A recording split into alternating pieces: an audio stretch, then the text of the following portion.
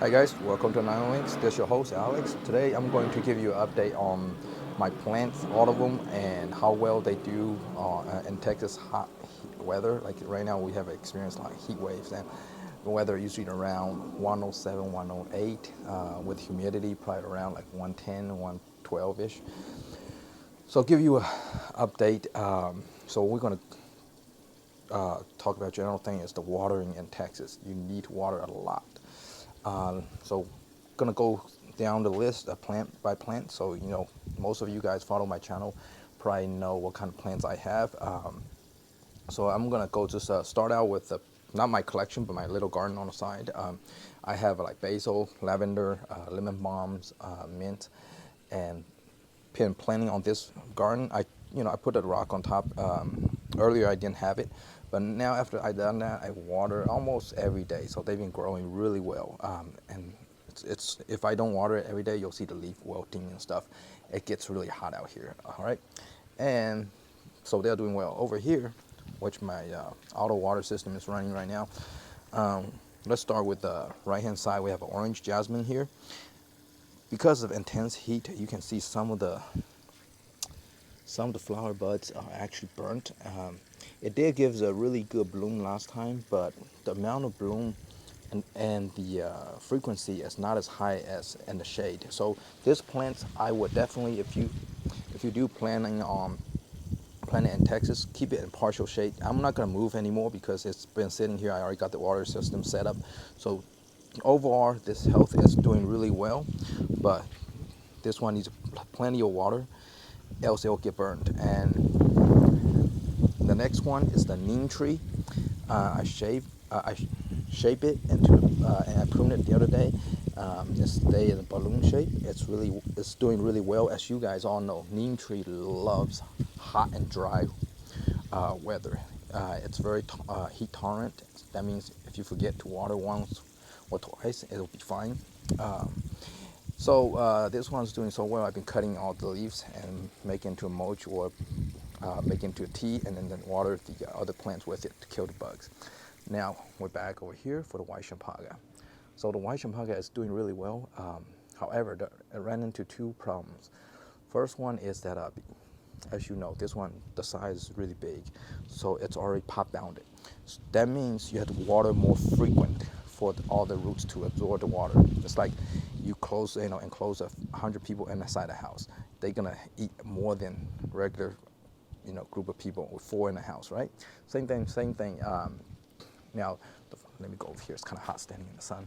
Um, Flower growth and everything is good, and you will notice quite a few of the leaves got burnt. I just got back from vacation, so most of the time when I'm at home, I usually self-water it in the morning, and the afternoon time I water it again, and then I let the self-watering as a complementary to what my watering schedule is. And because I gone on vacation, it's all rely on self-watering. So, and during those 4 days, the weather was around 107, average 107, 108. So it was pretty hot. So you can see some of the leaves are burnt. Those are not disease or bacteria, they're burnt, okay? Which we can prune it off to make the tree look better, or just leave it on there. Eventually, sometime down the road, the plants will get rid of it themselves. Now we're coming back down here. Jasmine, made of New Orleans here. Made of New Orleans has been doing really well. I pruned it twice already. The more you prune, the more they grow. Just look how many flower buds and flowers are actually coming out. I'm gonna do a slow walk around real quick. You can see all these buds are forming, flower buds and the new shoots around. The more you cut them, the more they grow. I mean, of course, don't cut all the way down to the bottom, and this one's doing really well because jasmine loves full sun. You can notice, like, even I think for this one, it's not as pot bound as the white champaga, because remember last year I actually repotted this one from smaller pot to the bigger pot, so it has a lot of room to grow, and also water. Its usage is not as high as the white champaga. Okay, now going down here, these just jasmine cuttings that I propagate last time. I think the heat kind of killed them, but I'm not sure. So just leave it here. And then we have Chinese perfume tree, or Aglaia odorata, is doing really well. As you can see, the new flowers coming out, and we have more shoots coming out on that side. And those are tea bags I threw in there to keep the temperature, not temperature, but water retention on the surface. Now, as you notice, my front yard grass, I keep it really good, kind of like golf course grass. Well, not golf course style, but in the back, especially this area, it's kind of slanted. Every time I water, the water just typically just run off into here and then collect over here. And the back, on the top part, it's doing very well. But now we're talking about the sweet olive here. 4-season, all sweet olive. I'm just going to show you one because they all about the same. Too hot, leaf got scorched. I do water them often, and you can see the leaf got scorched, and eventually the plant will correct itself by getting rid of the old leaf and grow new leaves. However, that only happens when the weather gets cooler, not in the hot weather like this. So it doesn't kill the plants, but it does damage the plant. Now we're going back here. The night blooming jasmine, that's the experimental plant for this year. I planted it on ground, see how well it does in Texas weather and Texas soil. So initially, I don't know if you guys follow me on a few videos back, I update you with this one. It was doing really well. It was blooming. That was back in, I think, was it April or May? I forgot. I'm too lazy to look, but it was somewhere around there. So once the weather kicks in on around June, July, and August, Texas weather just stopped raining. Very, very rarely if it rains, okay? Especially at the Fort Worth area. So you know night blooming jasmine loves water. This plant drinks like 2 football players. So it drinks a lot of water and just slight underwater. I've been away for 4 days vacation. Came back, leaves all wilted and they're all turning brown. Just looks like it's about to go into dormant. So I water a lot to get it going. It perks up right now, but it doesn't seem like that damage has been recovered yet. So I water about 4 gallons a day to keep it from dying. So the heat in Texas is too much and the weather is too dry.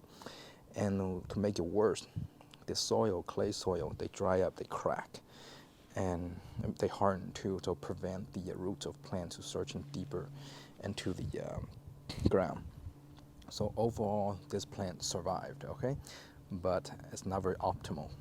So for people who follow my video on night blooming jasmines, if you do plant it outside, plant it in partial shade or water a lot. I mean a lot, like every day, at least twice a day. So far, I still keep an eye on this one. So I'm gonna give it about a couple weeks to recover.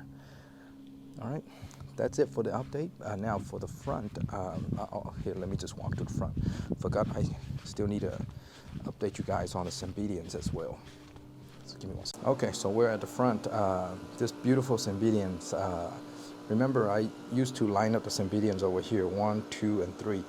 This area gets about morning suns about 4 or 5 hours. Kind of considered full sun.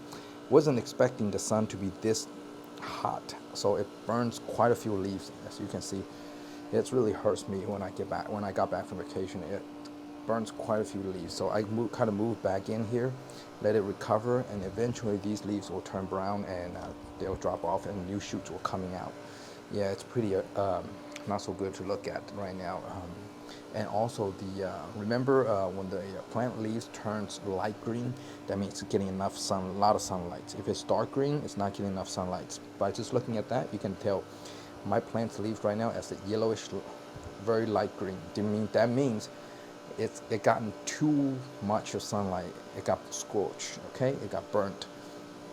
So over here, same thing happened to the Cymbidium tianxiang. It got burnt also. So it's all these, except that one. That one is okay because I put it aside for a long time ago, even before the heat strike. So it's doing well. Actually, I have put out my new shoots, quite a few new ones. Now, also, if you look at the mock orange on this one, it's all burnt. It's not enough watering. You can see that this one is doing well. So I connect the self-watering tube in there on this one as well to keep them getting enough water, and also change my watering schedule from every 2 days to almost every day except Wednesday and Friday. And now if you look over here, this like I say on the previous sweet olive, this one is not doing well too. It's got way too much burns on it. It's too hot, way too hot in Texas. And this one is the banana shrub. As you can see, it's quite a few leaves got burns. And look at the sarcocoa over here. They're all getting burnt. Now, what kind of actions do I need to take to help it, to alleviate the burns? Basically, the best thing, if you have it in a container, is move to a shadier, spots. Move into a shade. Let them recover at least 2 weeks. Now, for those that I planted on the ground already, the best way to save them is just you water them in the morning, water a lot. Hopefully the water will stay inside and the ground to keep them, from taking additional burn damage. However, there's one exception. If they are severely burned already, do not overwater. If you overwater, you'll cause more stress to the roots. The plant will die for sure. So, and the long story short, all my plants a couple of them are doing well, and most of them are in recovery mode from the high heat in Texas area. All right, I'll see you next time, guys. If you have a question, please leave a comment below. Take care.